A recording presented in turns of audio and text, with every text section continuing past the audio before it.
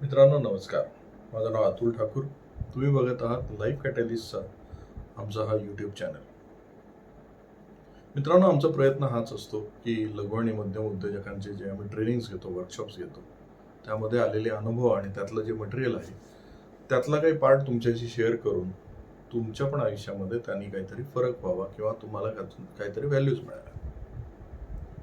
मित्रांनो आजचा व्हिडिओचा विषय आहे की तुम्हाला सहजपणे नाही म्हणता येतं का? कारण जर यशस्वी व्हायचं असेल तर तुम्हाला योग्य ठिकाणी नाही म्हणता पण आलं पाहिजे. मित्रांनो बऱ्याच जणांचा हा प्रॉब्लेम असतो की त्यांना नाही म्हणता येत नाही किंवा ते प्रत्येक गोष्टीला हो म्हणतात. एक फार छान पुस्तक आहे या विषयावर, don't say yes when you want to say no. तुम्ही अशा ठिकाणी हो म्हणू नका जिथे तुम्हाला नाही म्हणायचं. मित्रांनो ज्यांचा नाही म्हणायचा प्रॉब्लेम असतो त्यांचा प्रॉब्लेम हा आहे की ते इतरांची कामं करत बसतात किंवा त्यांच्या प्रायोरिटी ह्या स्वतःच्या प्रायोरिटी नसतात, इतरांच्या प्रायोरिटी ह्या त्यांच्या प्रायोरिटी असतात. त्यामुळे होतं काय की त्यांची कामं बाजूला पडतात, त्यांची स्वतःची त्यामध्ये इच्छा नसताना त्यांना ते कामं करावे लागतात आणि सगळ्यात महत्त्वाचं म्हणजे त्यांच्या मनाविरुद्ध ते काम करत असल्यामुळे तिथे 100% त्यांचं मन पण नसतं. त्यामुळे होतं काय, एक तर काम 100% होत नाही, व्यवस्थित होत नाही, सॅटिस्फॅक्शन नसतं, हा एक फॅक्टर आहे. आणि स्वतःची कामं पेंडिंग राहत असल्याचा जो काही त्यांच्या मनामध्ये कोलाहल चालू असतो त्यामुळे एफिशियन्सीवर पण परिणाम होतो. इतरांच्या प्रायोरिटीज तुम्ही स्वतःच्या प्रायोरिटी बनवता त्यामुळे तुमची कामं तशीच राहतात. आणि अशी व्यक्ती सतत स्वतःमध्ये ज्याला असं म्हणूया कुढत राहतात. कुढणे म्हणजे काय, आतून स्वतःला दोष देत राहणे की अरे मी कशाला हो म्हणालो, मी कशाला हो म्हणालो. पण त्यांचा प्रॉब्लेम हा असतो की ते जरी त्यांना माहिती असेल की मी कशाला हो म्हणालो तरी पण ते परत परत ती चूक करत असतात. जेव्हा त्यांना नाही म्हणायचं असतं तिथे पण ते हो म्हणतात, कारण त्यांचा प्रॉब्लेम हा असतो की त्यांना नाही म्हणता येत नाही. मित्रांनो नाही न म्हणण्याचं सगळ्यात महत्त्वाचं कारण हे आहे की आपल्यापैकी बऱ्याच जणांना नाही म्हणणं म्हणजे ॲरोगंट आहे, नाही म्हणणं हे चूक आहे, नाही म्हणणं हे चांगलं लक्षण नाही असं आतून वाटत असतं. आणि गंमत ही आहे की हे वाटत असल्यामुळे प्रत्येक गोष्टीला हो म्हणून एक चांगुलपणा घेण्याची त्यांची एक वृत्ती असते. आता एक गंमत बघा ना की तुम्हाला एखाद्या कामासाठी अर्जंट जायचं आहे किंवा एखादं काम करायचं आहे आणि तुम्हाला अचानक कोणीतरी दुसरं एक काम सांगितलं किंवा ते तुम्हाला अचानक समोर आलं आणि तुम्ही जर नाही म्हणण्यात वीक असाल तर तुम्ही तुमचंच काम पेंडिंग ठेवाल ना मित्रांनो. तुमची प्रायोरिटी तुम्ही ठरवू शकणार नाही ना. तुम्ही स्वतःचं काम आत्ता करायचं हे विसरून जाल आणि इतर कामं करत बसा. त्यामुळे तुम्हाला हे वारंवार लक्षात घेण्याची गरज आहे की तुम्हाला पॉवरफुली नो म्हणण्याची प्रॅक्टिस करावी लागेल. कारण बऱ्याच जणांना नो म्हणणं म्हणजे रिजेक्शन असं वाटतं. मी जर तुम्हाला एखादं काम सांगत असेल आणि तुम्ही जर मला नाही म्हणाला तर तुम्ही मला रिजेक्ट केलं असं त्यांना वाटत असतं.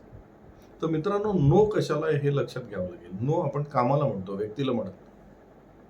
त्यामुळे तिथे स्वतःला वीक समजण्याची गरज नाही.